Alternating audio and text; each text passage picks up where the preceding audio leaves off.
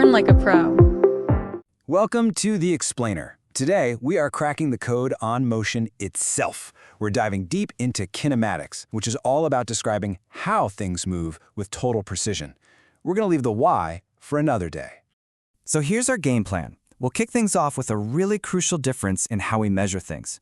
Then we'll pull up this powerful visual tool for looking at motion.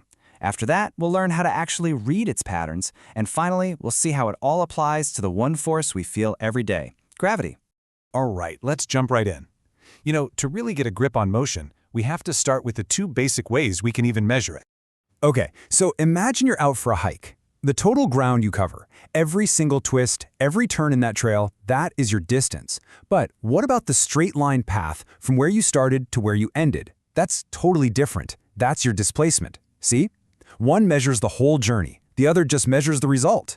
So here's the absolute key takeaway. Distance is what we call a scalar. It's just a number, a magnitude, like 5 kilometers. Displacement, though, that's a vector. It's got both a number and a direction, like 2 kilometers east. That direction part is crucial. And guess what? This exact same logic applies to speed and velocity. Speed is just how fast you're going. That's a scalar. But once you add a direction, say north, you've suddenly got velocity. That's our vector. It's the difference between just saying 60 miles per hour and saying 60 miles per hour due west. Okay, now let's see how these ideas all come together in what is, honestly, the single most powerful tool for analyzing motion, the velocity time graph. I want you to think of this graph as a kind of motion dashboard. It's not just some static picture. It visually tracks an object's velocity moment by moment. It tells the complete story of its journey over time. And the best part, you really don't need to be a physicist to read it. In fact, to read this entire dashboard, you really only need to know two simple but incredibly powerful rules. These two rules unlock everything. They're like the secret keys to understanding the story of any journey you can imagine. So, rule number 1 is all about the steepness of the line, what we call its gradient. This gradient tells us the object's acceleration. It's that simple. A steeper line, that means it's changing its velocity way more rapidly. It's the how fast is it getting faster number, and it's staring right at you from the slope. And rule number 2, well, this one is just brilliant. As you can see right here, the actual physical area that's trapped between the line and the bottom axis equals the object's total displacement. It literally shows you how far the object is moved from where it started. So cool. All right, so with those two rules in our back pocket, we can now learn to read the specific patterns and shapes on our motion dashboard and know exactly what they're telling us. The language of this graph is surprisingly simple. The shape of the line tells the whole story. A flat, horizontal line, that means the velocity isn't changing.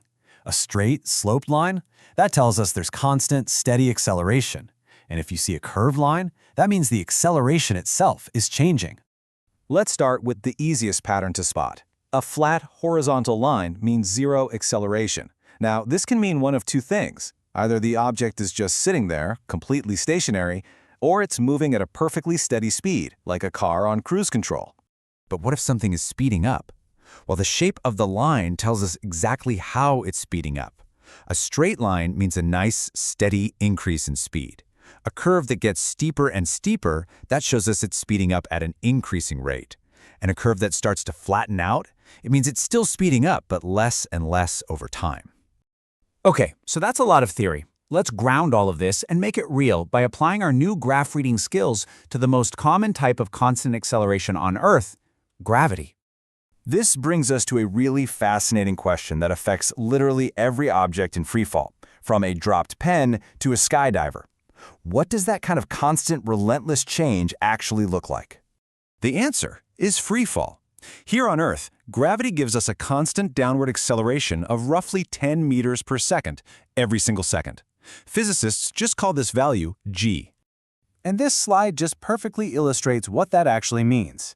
If you drop something from rest, after 1 second, it's moving at 10 meters per second. After 2 seconds, it's at 20. After 3, it's at 30, and so on. Its velocity just keeps ticking up by the exact same amount, every single second.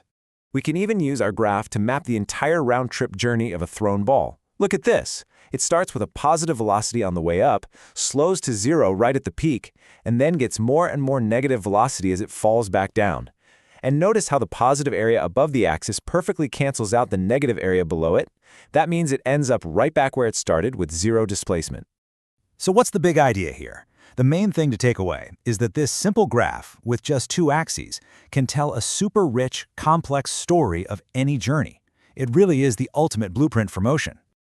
This matrix right here, it perfectly sums up everything we've just talked about. This is your cheat sheet. The gradient gives you acceleration, the area gives you displacement, and the shapes of the lines and curves tell the story of how that motion is changing.